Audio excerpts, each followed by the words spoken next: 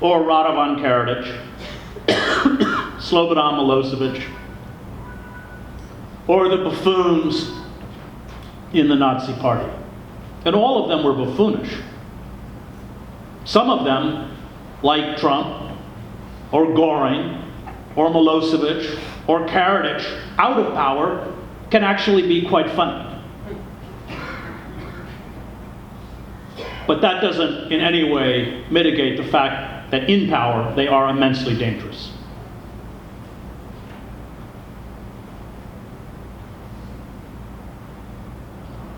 That 40-year period of neoliberalism, where those forces that acted as a check on despotic power, the courts, which have been stacked with corporatist lawyers, including by the Obama administration, the press, that because Clinton deregulated the FCC is concentrated in the hands of roughly a half dozen corporations, Viacom, General Electric, Rupert Murdoch's News Corp.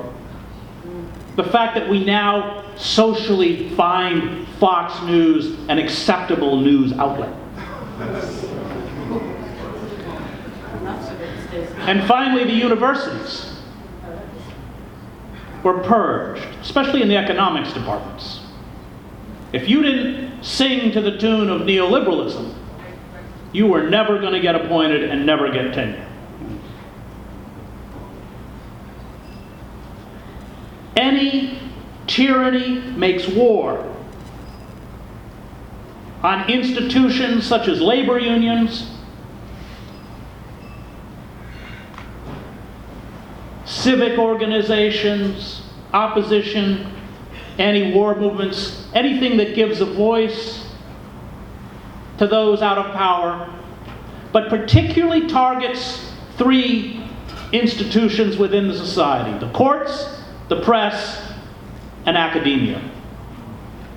Because in a functioning democracy, those are the last arbiters of truth. Those are the institutions that can keep a democracy rooted in verifiable fact. And when you discredit and destroy those institutions, as Hannah Arendt pointed out, then fact and opinion merge. Fact becomes whatever it is you want to believe.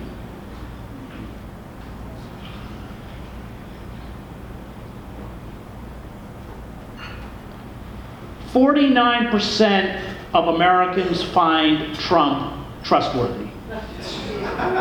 39% find the press trustworthy." I think that's a Merrimack poll.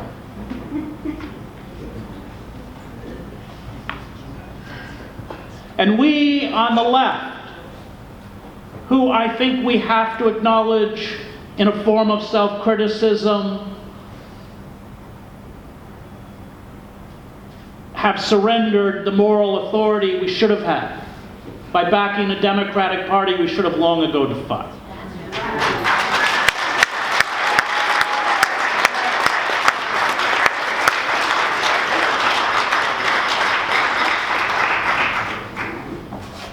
Must find the temerity and the courage to denounce not only the most retrograde forces of American capitalism that have now seized power, but also a gutless and dishonest liberal elite.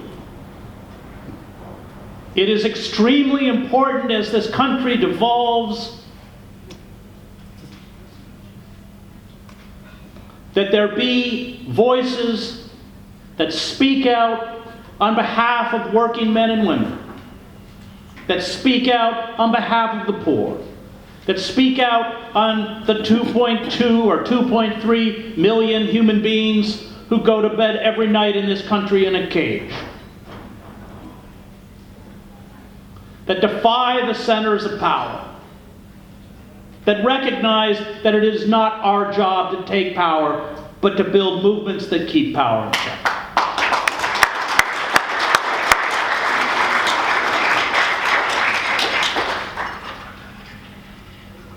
Karl Marx wrote that in the final stage of capitalism,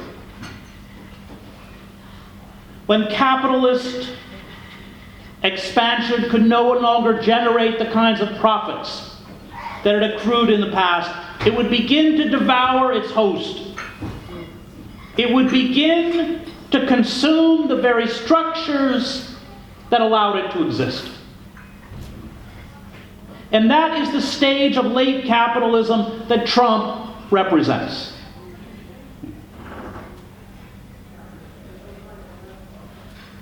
In every department.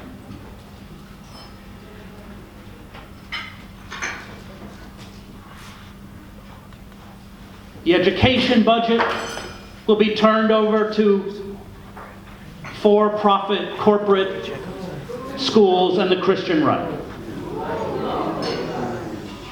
Intelligence is already outsourced. 70 Bose, Allen Hamilton, 99% of its budget comes from the government.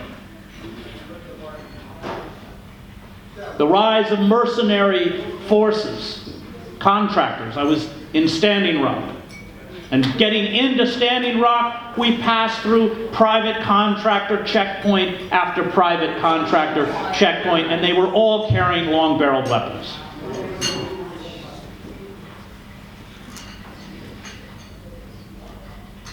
And Trump has empowered those institutions and entities that always buttress and hold up a fascist state.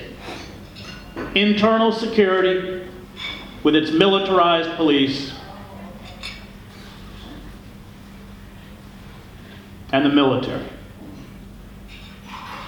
He has unleashed whatever tepid restraints were put on the fossil fuel industry, Wall Street. And what we are seeing is, and this happens in the twilight of any empire, a naked kleptocracy, not just by his family, which will certainly become rich, but by these corporate forces that will pillage the country and the ecosystem without restraint until exhaustion or collapse. And there are no internal forces now that can stop it.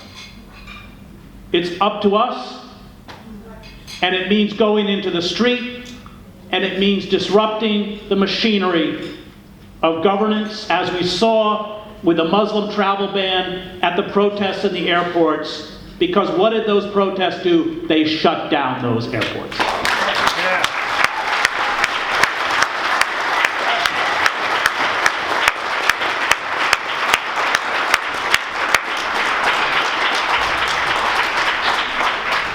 Those of us who come out of a faith tradition have to recognize that at this moment in history, resistance is a moral imperative, and it doesn't matter whether we win. I don't fight fascists because I will win. I fight fascists because they are fascists.